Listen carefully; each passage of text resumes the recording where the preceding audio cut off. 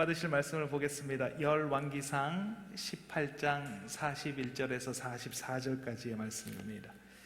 제가 가지고 있는 구약 성경 548면, 549면에 기록되어져 있습니다. 열왕기상 18장 41절에서 44절까지의 말씀입니다. 열왕기상 18장 41절에서 44절까지의 말씀입니다. 제가 가지고 있는 구약성경 548면 49면에 기록되어져 있습니다. 다 찾으신 줄 믿고 제가 먼저 한 절, 여러분이 한 절 이렇게 교독하며 읽겠습니다. 제가 먼저 읽겠습니다.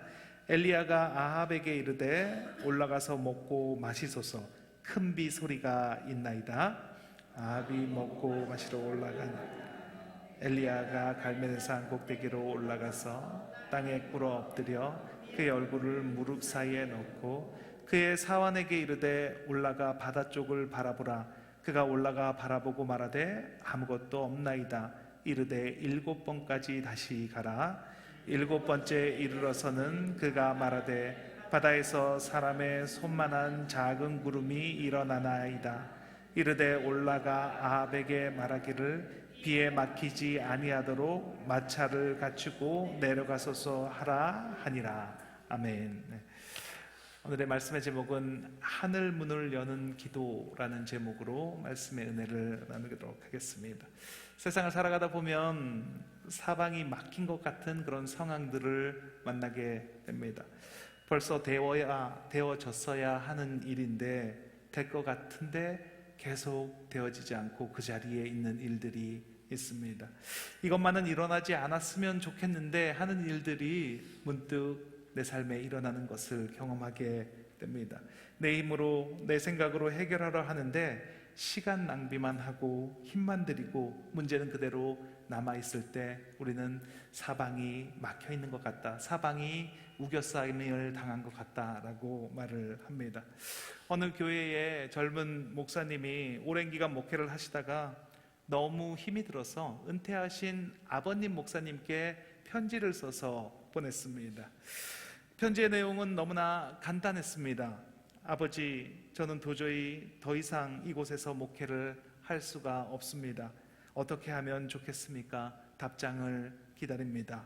얼마 후에 아버님 목사님으로부터 답장의 편지가 도착을 했습니다. 그런데 자기가 보낸 편지 그대로 아버님께서 자기에게 보내주신 겁니다. 봉투와 그 내용이 그대로 왔습니다. 이게 뭐지? 이렇게 생각을 하고 있는데 봉투 안을 자세히 살펴보니까 조그만한 메모가 하나가 더 있었습니다. 그리고 그 메모에는 이렇게 써 있었습니다. 아들아, 내가 보낸 편지를 읽어보니 받는 쪽의 주소를 잘못 적었더구나. 그 편지는 내가 아니라 다른 아버지에게 가야 하는 편지인 것 같구나. 이렇게 써서 보냈습니다. 아들 목사님은 아버지의 뜻을 그제야 깨닫게 되었습니다.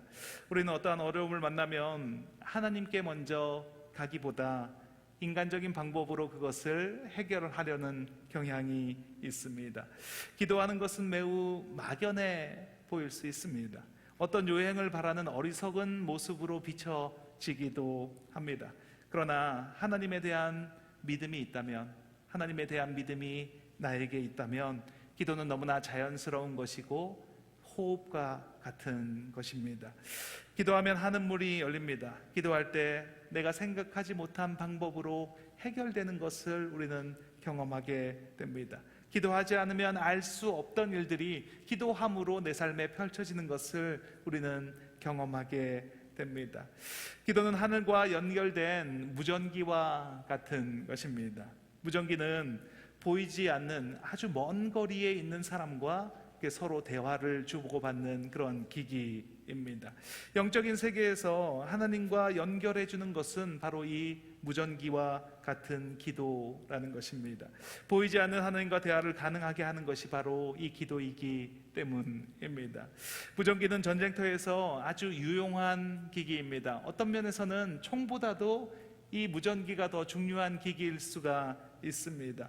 무전기가 있어야 적들이 모여 있는 곳에 포탄을 쏴서 적들을 섬멸해 달라고 알릴 수가